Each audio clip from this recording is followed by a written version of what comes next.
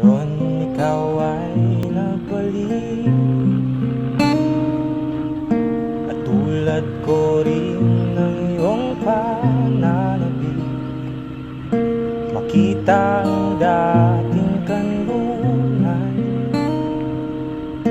tahanan ng ating tula at pangarap. Ngayon ay naglaho na.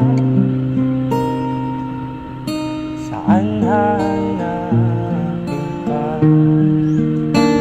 Lumilipas ang panahon,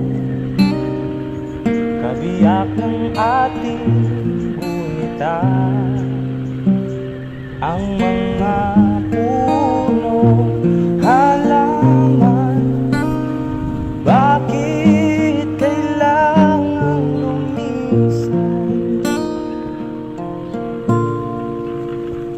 Panapanahon ang pagkakataon, may babalik ba ang kahapon?